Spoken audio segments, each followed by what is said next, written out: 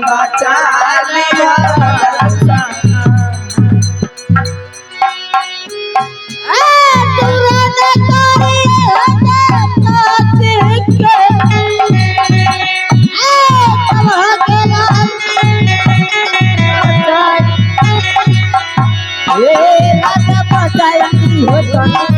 बहाके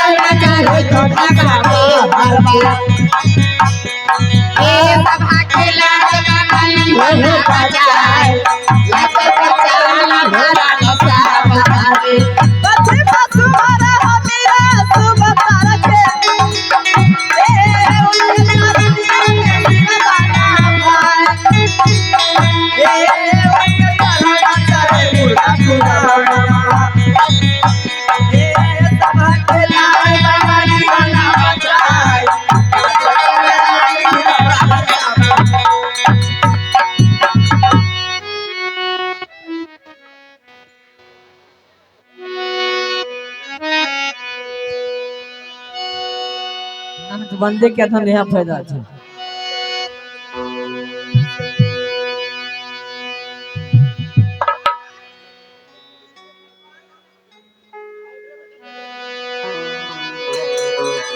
दक्षिणे के सुमारव के गंगा सती माई के चारानिया में सिर मागे नबा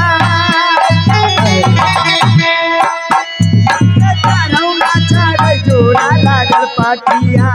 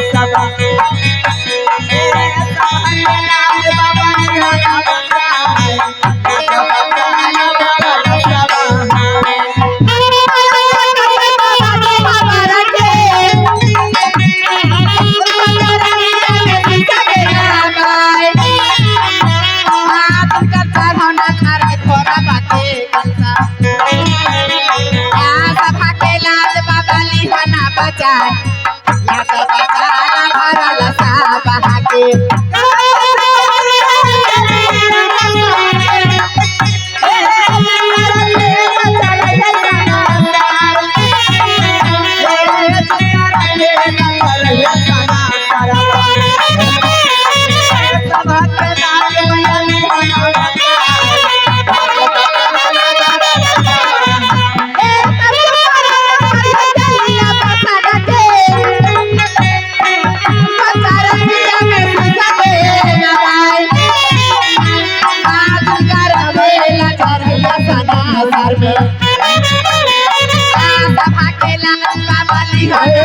राजा बचाए भरल सा बहा के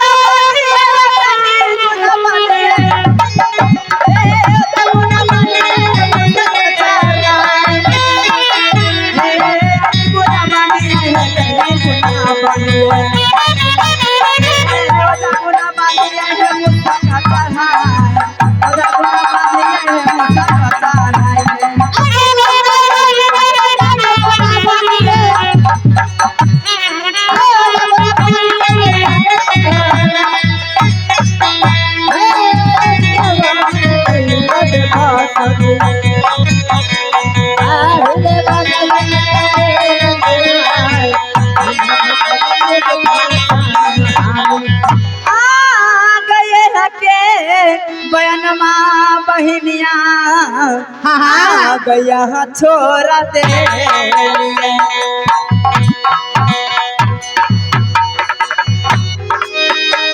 यहाँ के बयानमा बहिनिया छोरा गया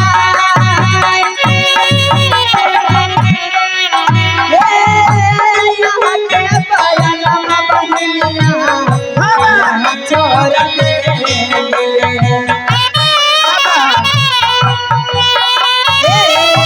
बहिना के सुन लगे बतिया हमार बहिना के सुन लगे बतिया हमार यहाँ के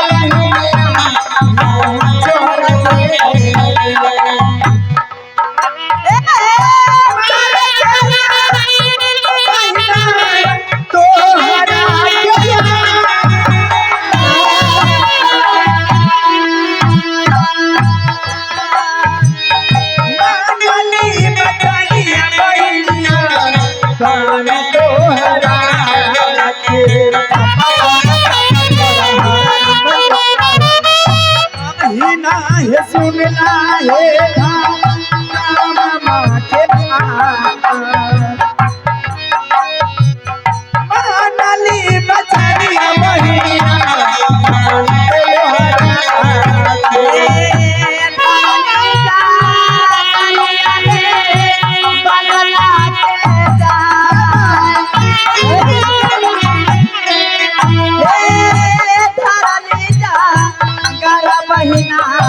रंगा महलो के बहिना के सुनन के बतिया हमार बहिना के सुनन के बतिया हमार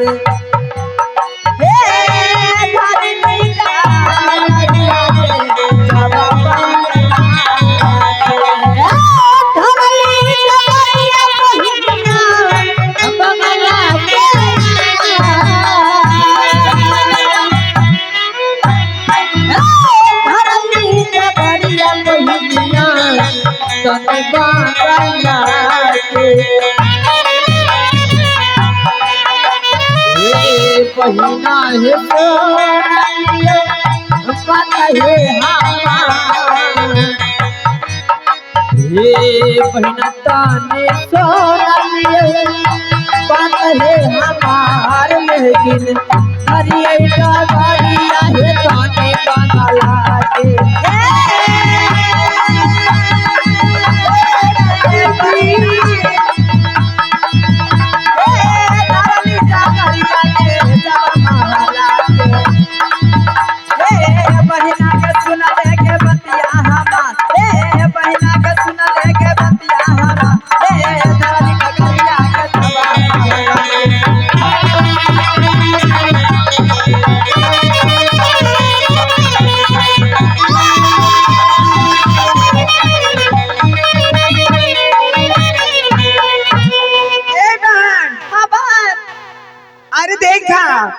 यहाँ भाटा ना बिकी। कहाँ बिकी हो? अरे चला तनी अपना घरे। कहाँ जाए के बा बताइबू तब ना। आज हमरा विचार के विचार ना होई। ये क्या विचार से विचार होई? अरे छपरा जिला चलो। तनी तनी अपन 3 रुपया हो तनी उनका बुलावा। ए सखी क्या हो? छपरा जिला काहे जे पटरी पर चल जा मोरी काट लिया।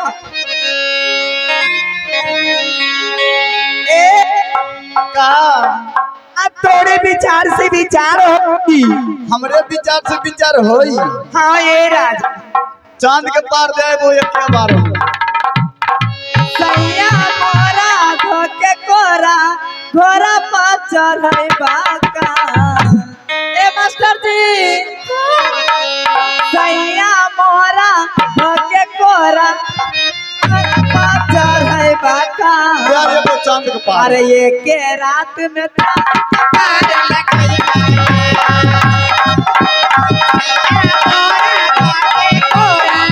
अरे बचा है बहका एक रात में चांद के पार लगई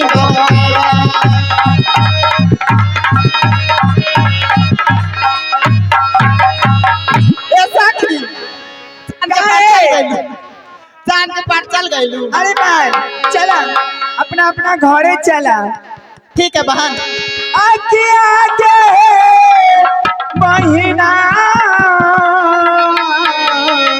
आगे ये बहिना हाँ हाँ आ चलही के बहिना अपनी आई भवन मागई अपनी आई भवन मागई बहिना गैया।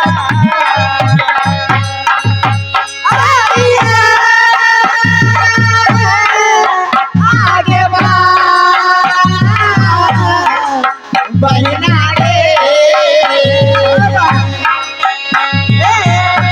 धरली लगैया बहिनिया लगता भवन के बहिना लगता भवन के बहिना गैया। करिया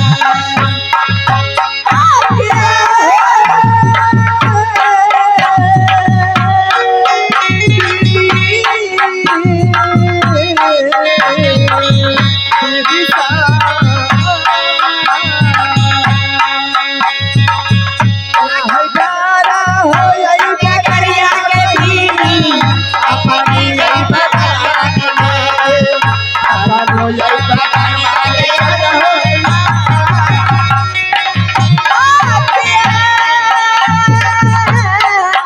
आई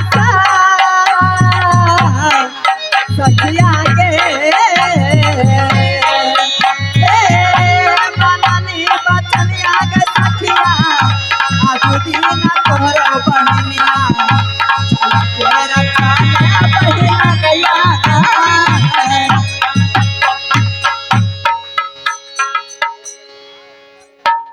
हेलो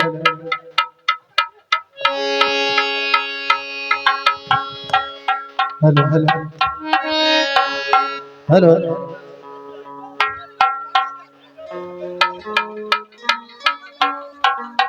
अर्जुन जी हेलो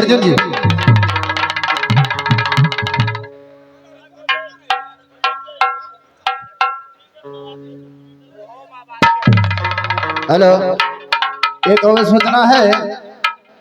हमारे कलाकार का मोबाइल मेकअप रूम से किसी भाई ने ले लिया है, तो आके राम दुलार जी के हवाले कर दें फोन। मेकअप रूम से एक ठो मोबाइल चोरी हो गया है, आके मोबाइल राम दुलार जी को सौंप दे।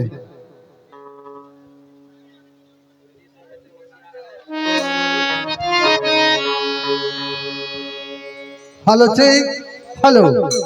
तो आदरणीय माता एवं बहनों भाइयों दोस्तों, मेरे नौजवान साथियों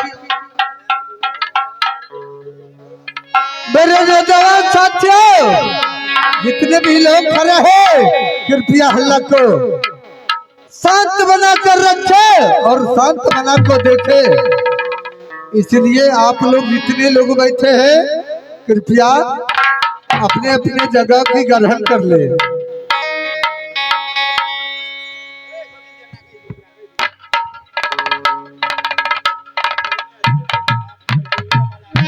हेलो हेलो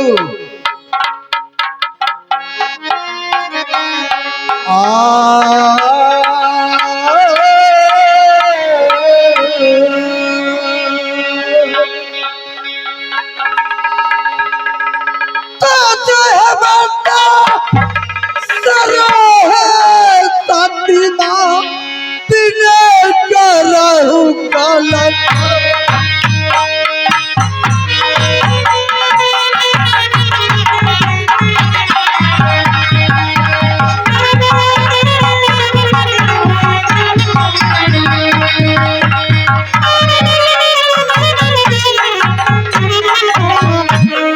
तो जय है माता सरस्वती माँ माँ बिने करो कल को तब मैं करहु मैया तुलसिया रखी है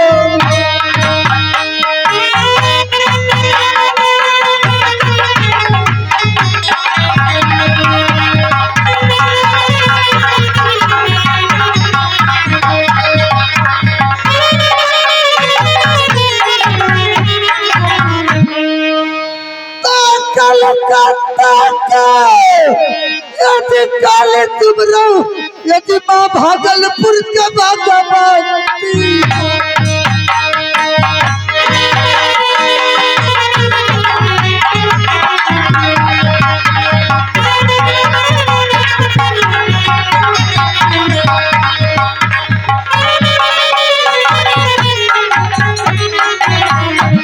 तो कलकत्ता का काली तुम रहो माँ सुमरल भागलपुर के भगवती माँ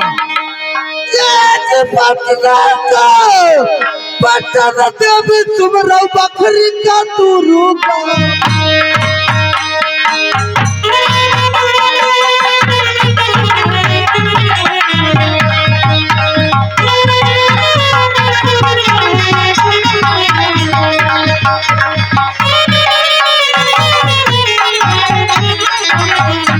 तो सर्वन करू छोटे बर ये सकल समाज कभी तो सर्वन करू छोटे बर सकल समाज कभी तो कुछ बनते दीजिए सजना मुझको याद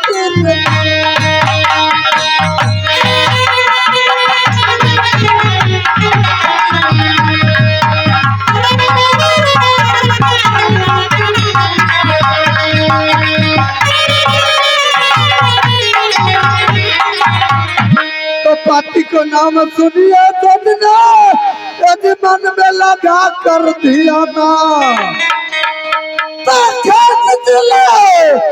समस्तीपुर पर गए यदि रत्ना तो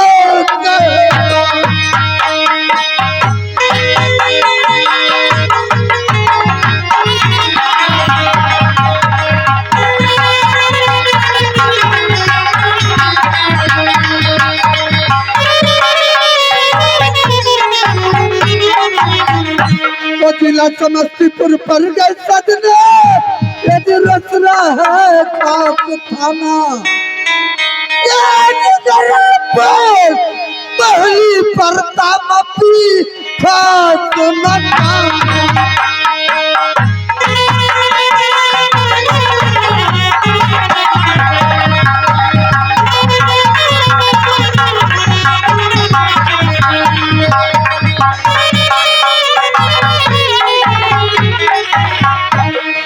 नदी है खास मकाना चिलका जटा भैया का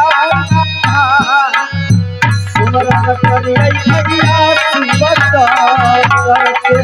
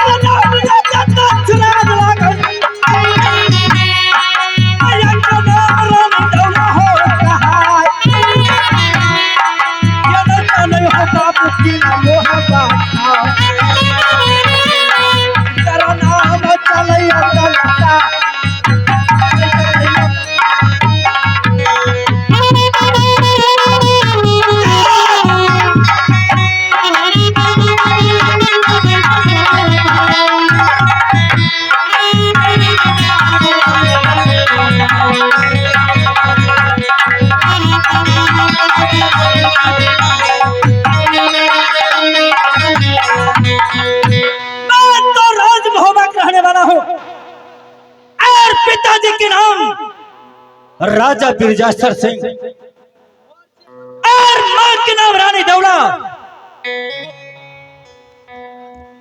मेरा नाम अमरपति आल्हा सिंह है और छोटे भाई का नाम रुद्र सिंह।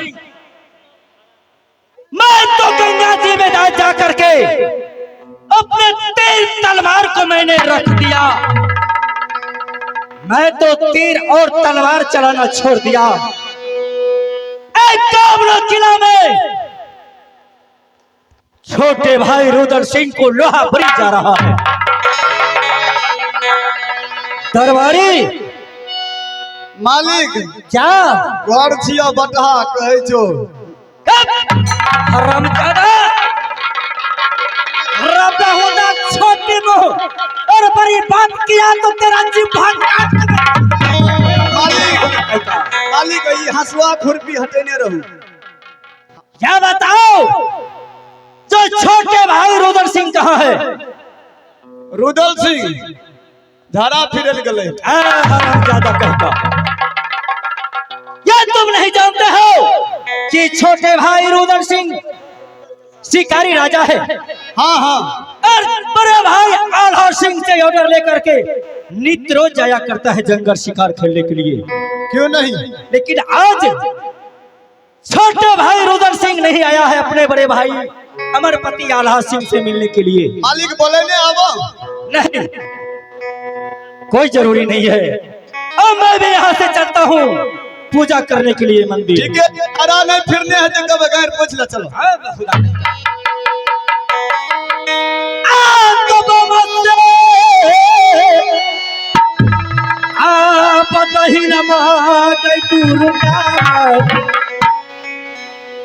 अब रही हो मोहा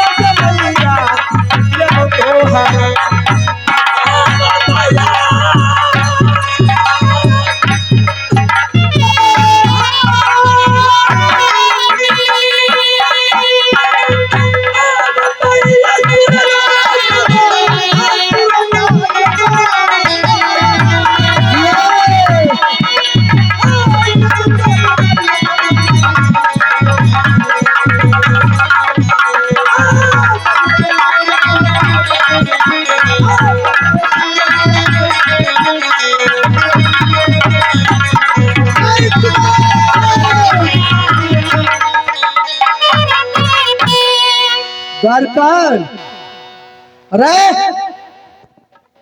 जी मालिक। ये बताओ इतना देर से तुम राज बंगला में हल्ला कर रहा था किस लिए रे? मालिक कुछो कुछो हट रहे तेज। कुछ कुछ क्या हो रहा था रे? मालिक अंदर वाला बात से रह दियो न। एक बात जानते हो कि हेलो हेलो हेलो मालिक हमें ने कहलो है बाबू कल के हेलो हेलो।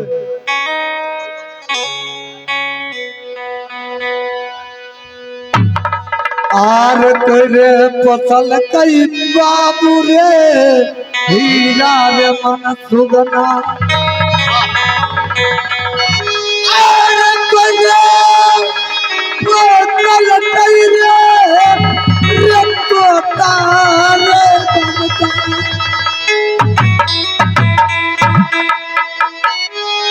रे भौजी फसल कई बिजोली जा रही बाबू रू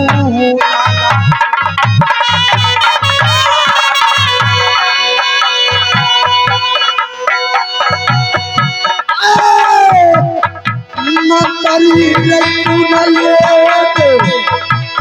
कुछ दाता बाबू हमर सुनले कुछ दाता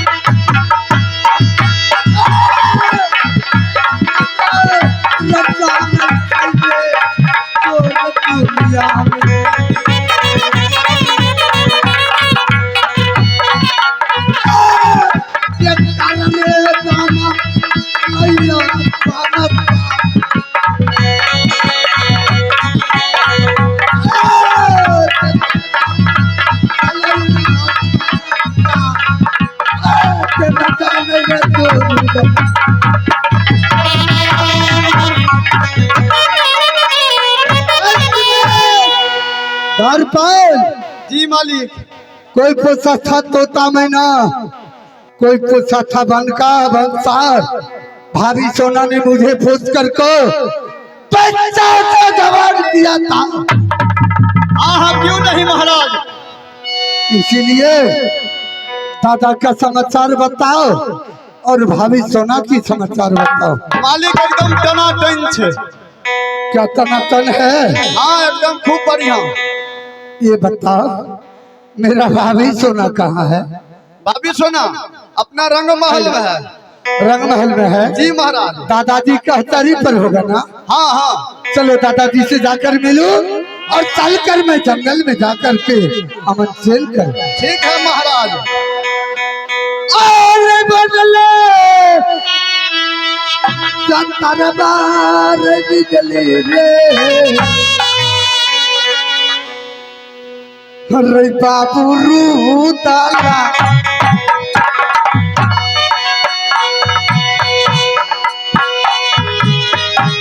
बदला दरबार मतरे रू जलती के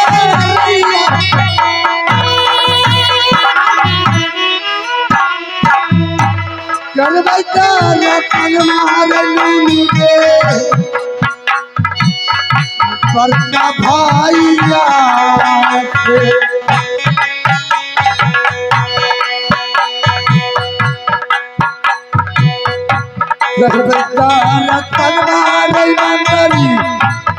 दादाजी से यार कर बैठा बड़का भाई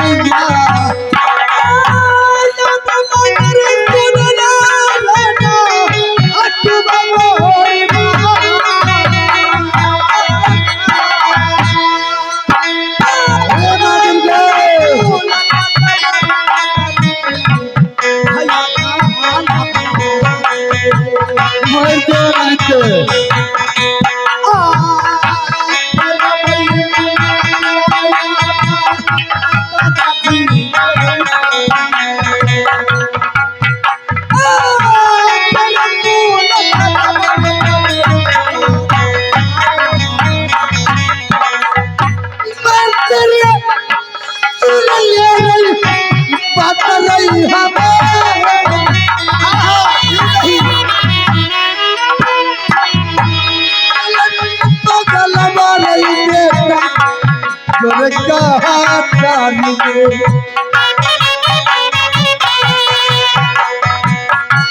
सर्वदार मानवा बाबू अलहदार घर पर महाराज सर्वदार मानवा मंगली सादा तीर सजाए मेरे जाने के जो निकला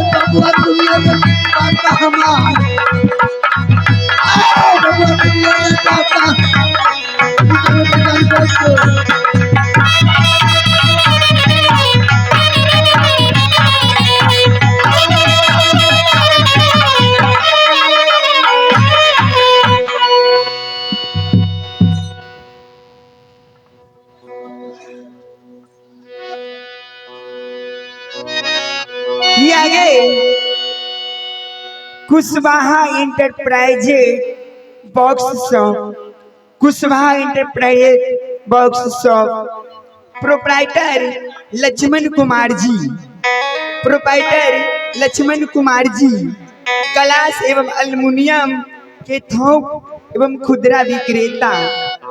यहाँ ग्लास पॉलिश किया जाता है।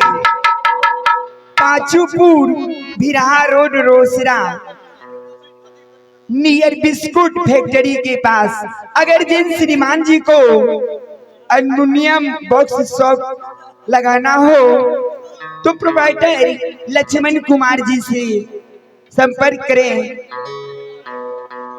और उनकी तरफ से 51 रुपये पुरस्कार आए हैं। हमारी कंपनी की ओर से शुक्रिया करती हूँ और करती रहूंगी।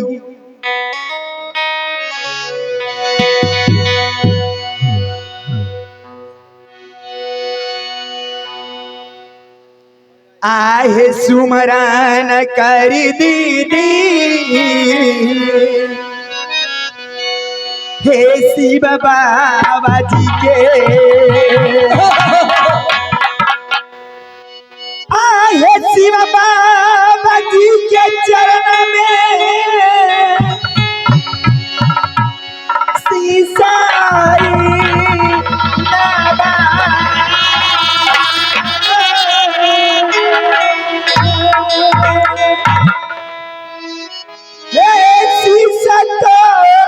नादा। दीदी है गुरु चरण,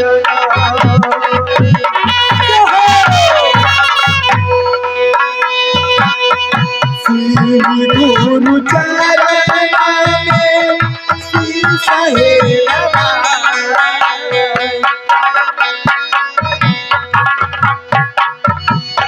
श्री गुरु चरण में शीश है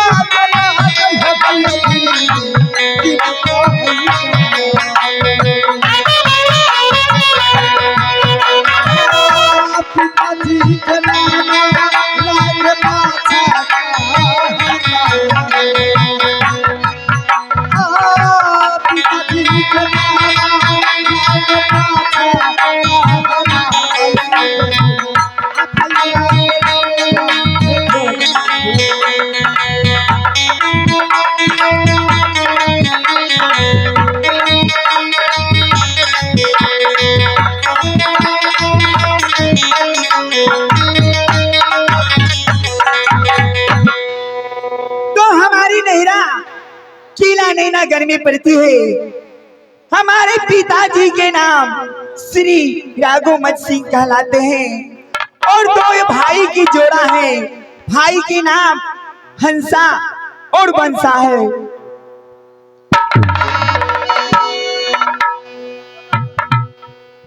आहे ससुरार बस यही दीदी हे किला मोहबा में। दीदी साहब सुनला है हमारी है दिल छोबा।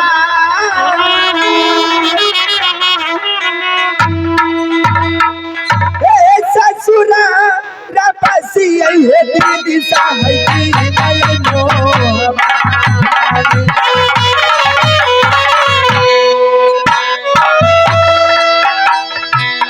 दीदी साहब सुनला है या राजिया है हमारा।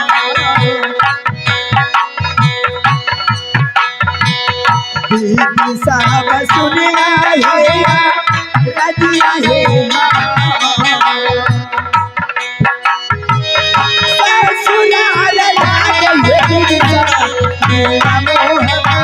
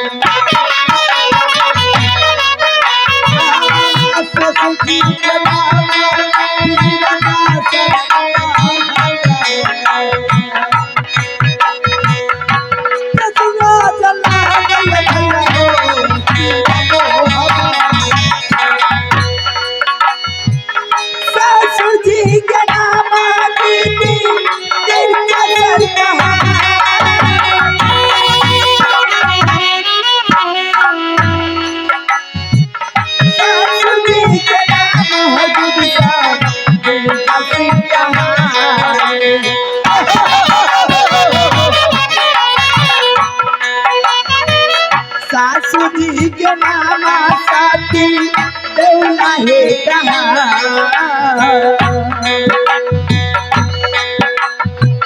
सासू जी के नाम है गया साथी देवला।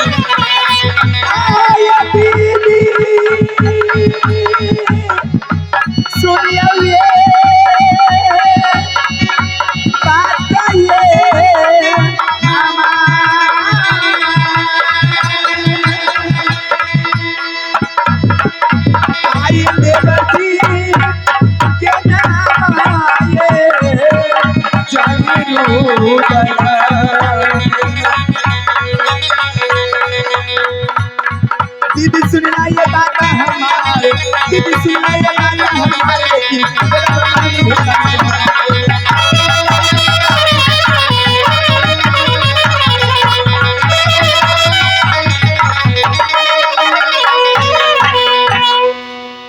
हमारी ससुरा किला मोहबा में पड़ती है।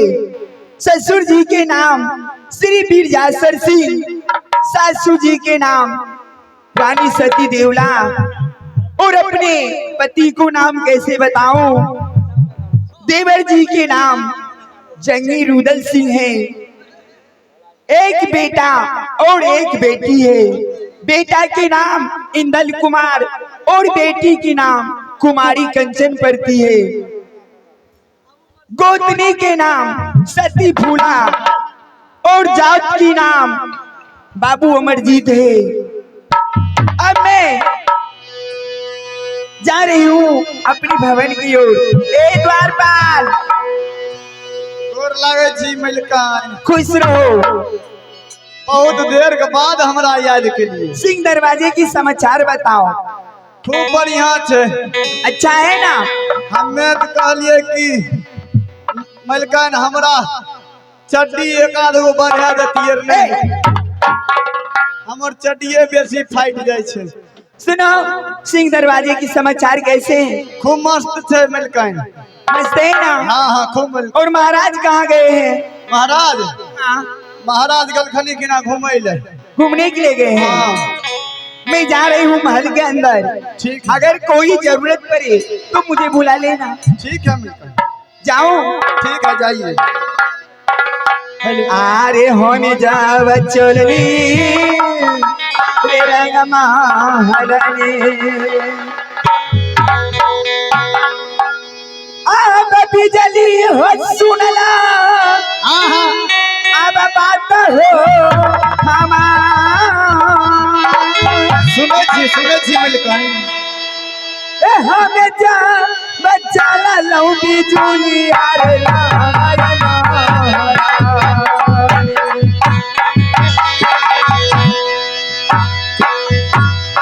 कटी कटी कटी बिजली दी है रे तारा।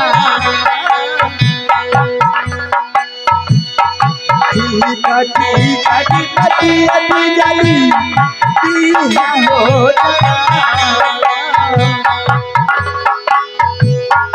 ठीक है ठीक है ठीक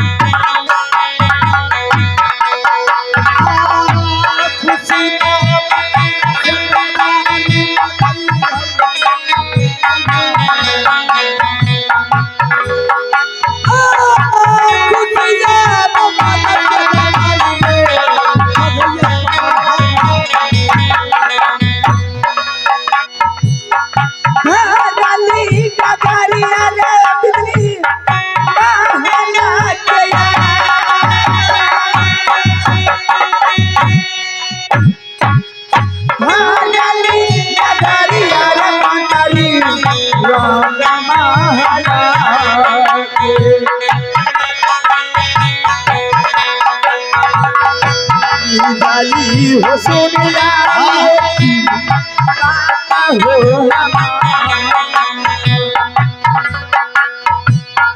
बिजली हो सुनिया हो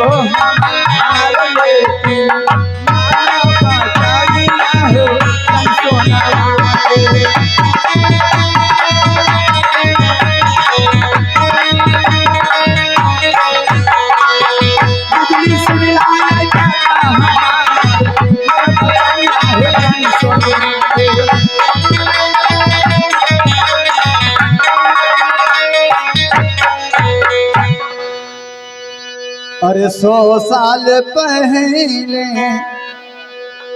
अरे ज्यादा भाई गुआर था। अरे भैंस पर सवार था, आज भी रहा है कल भी रहेगा। 100 साल पहले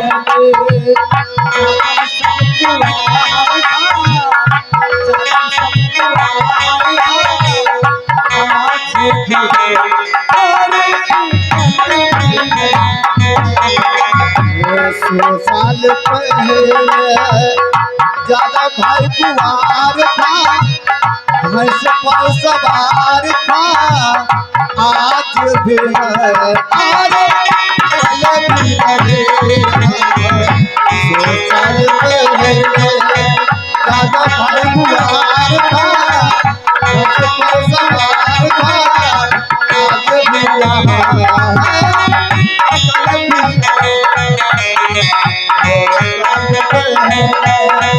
दादा भाई रंग पर सवार थाना आज है अरे पले भी रहेगा।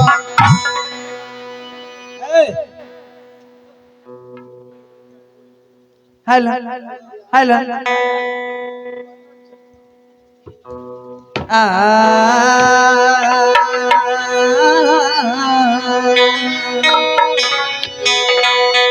आहे सुमरान करी दीदी आहे माता सरस्वती के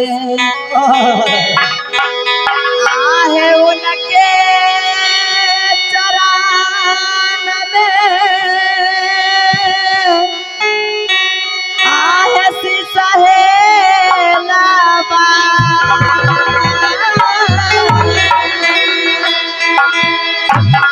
हे फुललिया चरिया है मैया कन्हने बसाविया हे रतिहना चरा मैया हमरो हे रतिहना चरा मैया हमरो